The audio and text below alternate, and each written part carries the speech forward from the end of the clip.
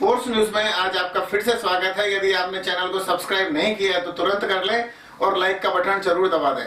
आज हम गुजरात के चुनाव की बात करने वाले हैं। किस तरह से नरेंद्र मोदी और अमित शाह बीजेपी को वापस सत्ता में लाएंगे या आम आदमी पार्टी की कितनी दखल होगी, कांग्रेस वापस से वहां दमदार तरीके से आएगी या नहीं आएगी। लेकिन अब शायद लगने लगा है कि अरविंद केजरीवाल अंदर खाने भारतीय जनता पार्टी से बहुत अच्छे से चिपके हुए हैं।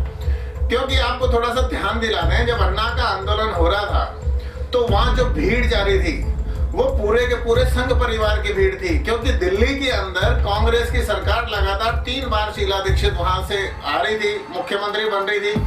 बीजेपी को लग रहा था कि अब हम लोग दिल्ली में स्टैब्लिश नहीं हो पाएंगे, तो उन्होंने अन्ना का सपोर्ट किया, मतलब अरविंद केजरीवाल का सपोर्ट किया।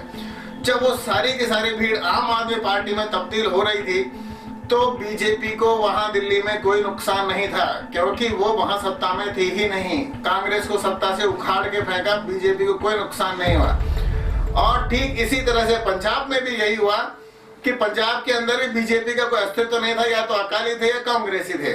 वहां भी बीजेपी ने अंदर खाने अरविंद केजरीवाल को आम आदमी पार्टी को सपोर्ट करके उनको हटवाया। और अब लगभग जहां बीजेपी का सत्ता में है, चाहे हिमाचल प्रदेश हो चाहे गुजरात हो, वहां आम आदमी पार्टी सिर्फ वोट काटो पार्टी बन रही है। बोलने के लिए सिर्फ अरविंद केजरीवाल कहते हैं हम जातीय धर्म की व्यवस्था नहीं मानते, लेकिन जैसे जैसे गुजरात चुनाव नजदीक आते हैं, अपनी पैठ बढ़ाने के लिए अभी हाल ही के अंदर हमने देखा इन्होंने अपना मुख्यमंत्री का उम्मीदवार ईसूदान को बनाया।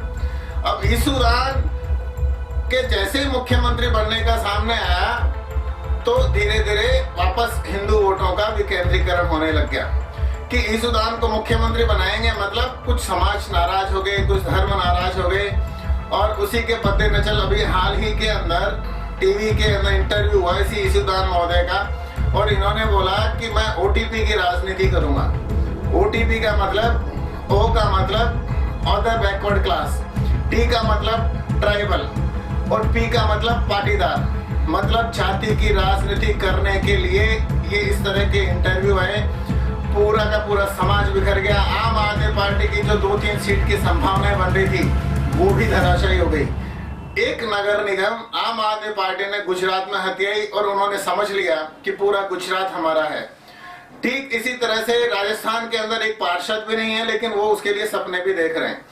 गुजरात के अंदर जिस तरह से केजरीवाल ने मुख्यमंत्री के नाम का खुलासा किया है, ये समझ चाहिए यह सिर्फ वोट काटने के लिए सारे के सारे लोग बने हुए हैं। वापस से भारतीय जनता पार्टी की सरकार और अच्छे बहुमत से गुजरात के अंदर आने वाली है। आज का दिन समय नोट कर लें, फोर्स न्यूज को सब्सक्राइब कर लें और तैयार रहें ये देखने के लिए कि किस तरह से मोदी और शाह अरविंद केजरीवाल को मोहरे की तरह इस्तेमाल करेंगे। जय हिंद, वंदे मातरम।